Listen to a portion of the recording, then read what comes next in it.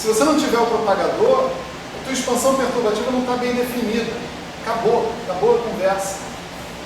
Só que agora, você tem mais um termo aqui que vai contribuir para a parte quadrática desse cara. Esse termo, agora, né? Vamos lá.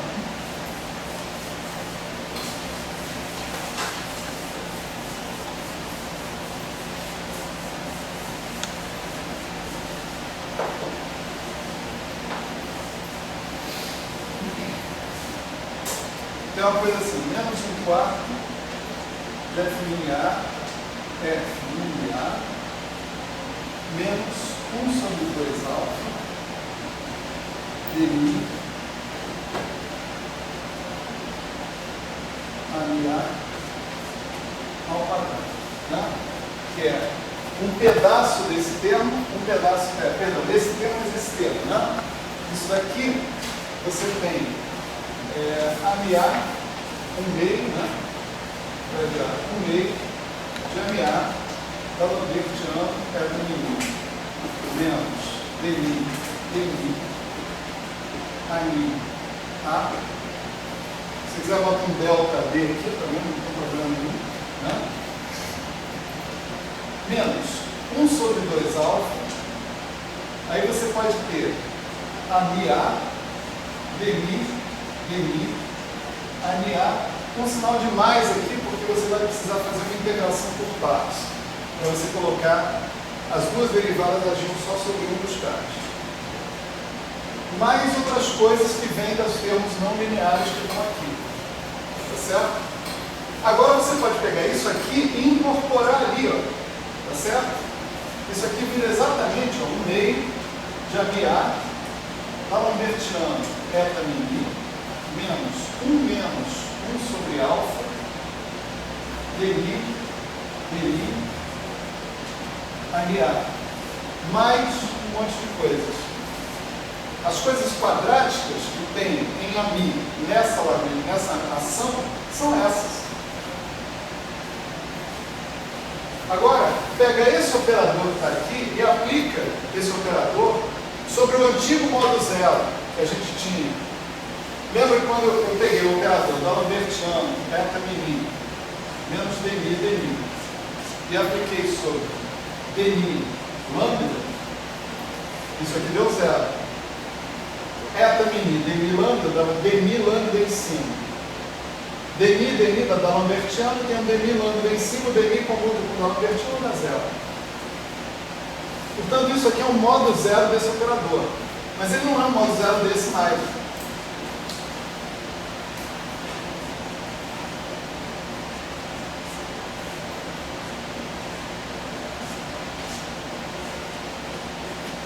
Isso aqui dá 1 sobre alfa.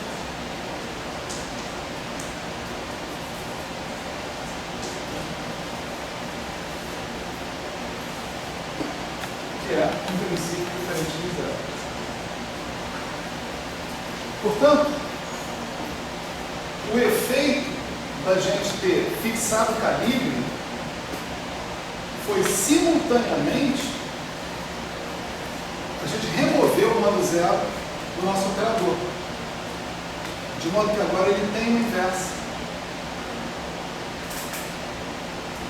Eu posso definir um propagador bosônico para essa teoria.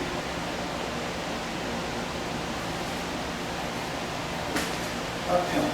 Vamos lá. Vamos definir esse propagador.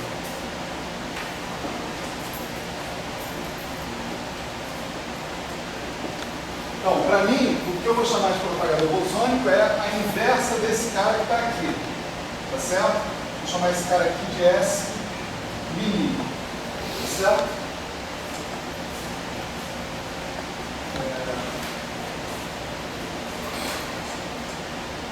Vou chamar esse cara aqui do seguinte: S é menos 1, F mini. Vou colocar assim.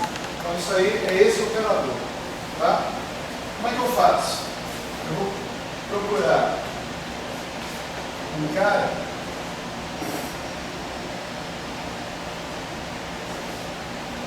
ligando para que isso que está, isso aplicado nisso, é uma delta de x menos y.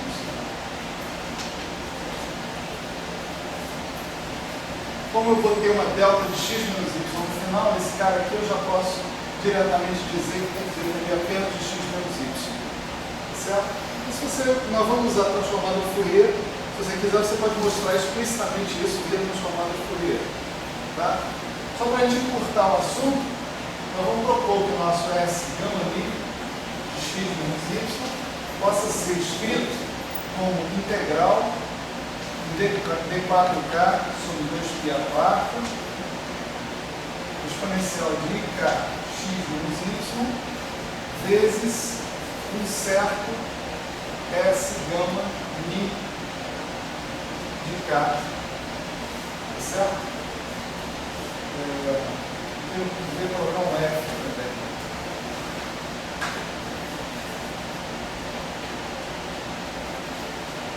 Eu vou tentar encontrar esse gama mi de k. Né? Então, se eu aplicar o S a menos 1 mini vezes esse SF que está aqui, nesse cara que está aqui, né? O que eu vou encontrar? Vou encontrar a integral dk sobre 2π² exponencial de k x menos y. E agora eu tenho que aplicar isso aqui. Da Lambertiano eta mini menos 1 sobre alfa dmi dmi. Né? Isso vai dar o quê? Vai dar menos K2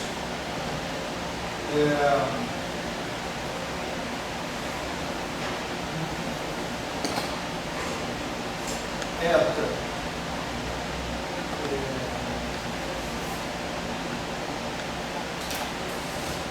mini, né? Menos 1 menos 1 sobre alfa, nada mais, porque tem dois caras ali, Cami, SF, ligando, né? Aqui é ligando, desculpa, para fazer jus a isso aqui, né? Isso aqui tem que ser a delta de x menos y, e por sua vez a integral dk sobre 2π² exponencial de k x menos y. Né? Dessa forma, o produto disso por isso tem que dar 1. Né? Eu reduzi o meu problema.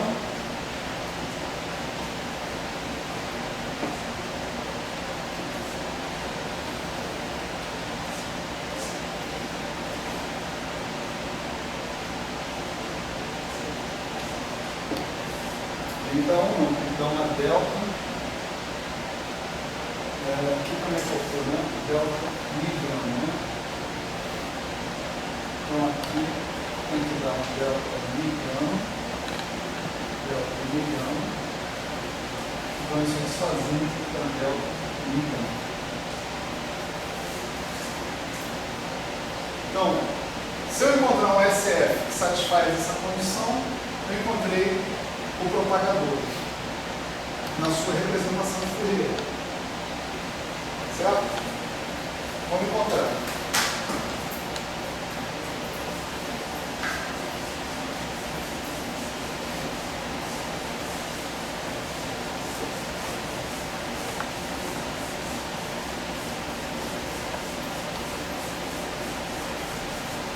Primeira observação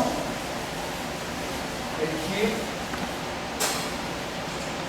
o operador que a gente está querendo inverter é um operador simétrico nos índices Mi e Mi. Portanto, a inversa desse cara vai ser simétrica também. Mi. Então, eu tenho essa imposição de simetria e, portanto, eu só posso fazer com que ele dependa de coisas de maneira simétrica. As coisas simétricas que eu tenho são eta mili e caminho. Não tem mais nada. Eu teria epsilon, mi, rho, sigma. Mas como o cara só pode depender de k, o único jeito de eu usar o epsilon aí seria contrair dois dos índices do epsilon com o próprio k. Só que se eu usar dois Ks para contrair o epsilon, isso já dá zero direto. Tá certo? Não tem mais nenhuma possibilidade de dependência. Então, o ansatz, né, é você pensar que o seu PSF Mi gama de K é um certo A de K2 é Mi gama mais um B de K2 K gama.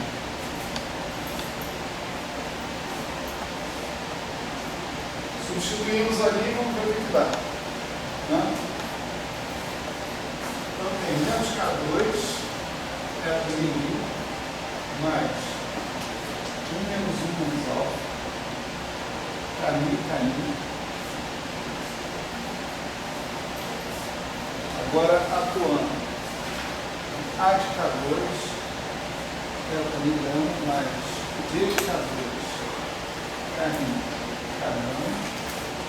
Isso aqui tem que ser delta e gama. Certo? Paciência. Então, esse cara vezes esse cara dá menos K2, A de K2,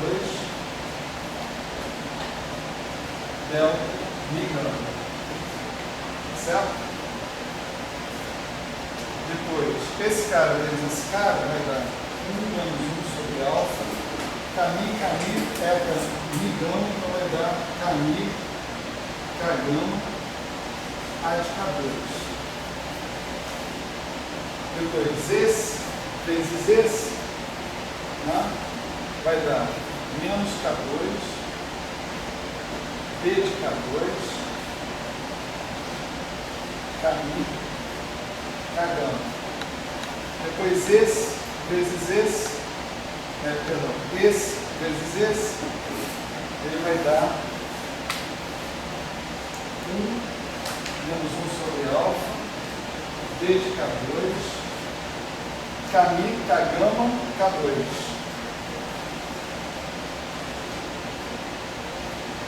E isso tudo tem que ser igual ao delta Mi gama, certo? Aí você já tira instantaneamente, né? O único termo que é proporcional ao delta Mi gama é esse primeiro que está aqui. Aqui você tem o A de K2 é igual a menos 1 sobre K2.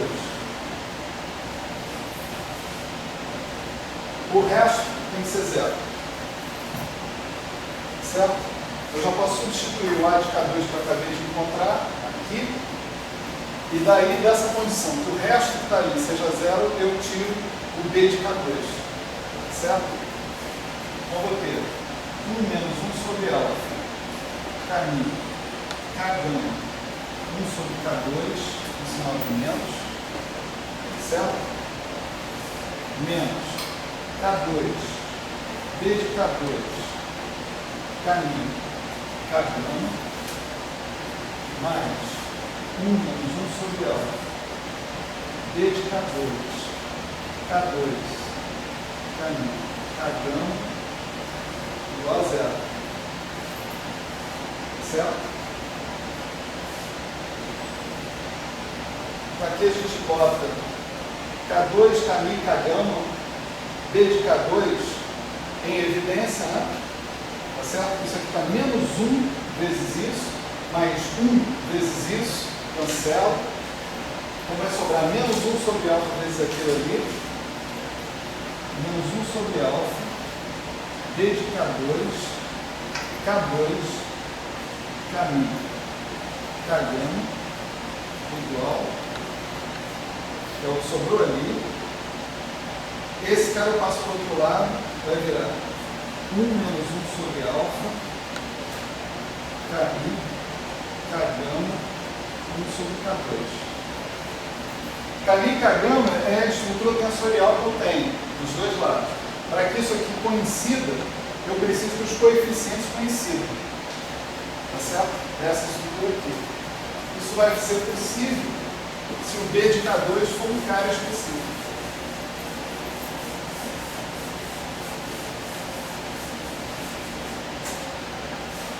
o nosso D de K2 vai ter que ser igual ao quê? 1 sobre K4 menos 1. Né? Aí você vai ter alfa menos 1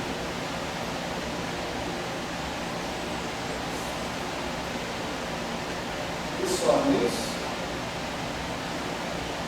O alfa passa para lá.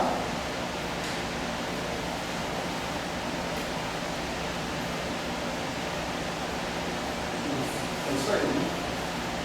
Conclusão, o nosso propagador livre, ou seja, a inversa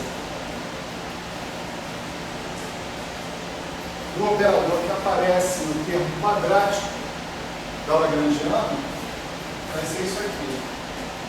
Vou colocar sobre 2π4, exponencial de k, x menos y, e aqui aparece o seguinte: 1 sobre K2, eu multiplico eta mini, menos, né? Menos em evidência, menos 1 sobre K2, eta mini mais menos 1 menos alfa, Kmi sobre K2.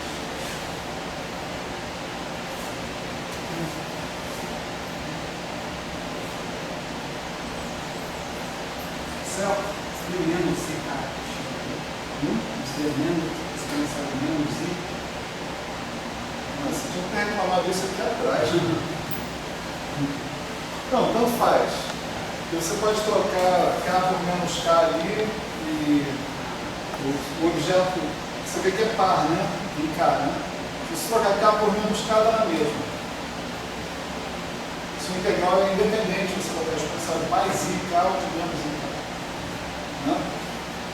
Então, olha só que coisa maravilhosa que a gente ganhou. Nós ganhamos, depois de todo o procedimento fonético-compórico, tá certo?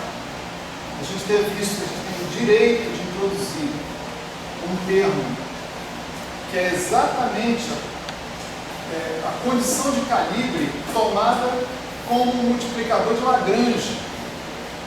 Tá certo? Isso é a maneira que a gente tem de lidar com vínculos, no geral, numa teoria lagrangiana. Né? Então, é como se a gente tivesse um vínculo que é dmi igual a zero, que eu preciso impor sobre a minha teoria para que a minha teoria faça sentido.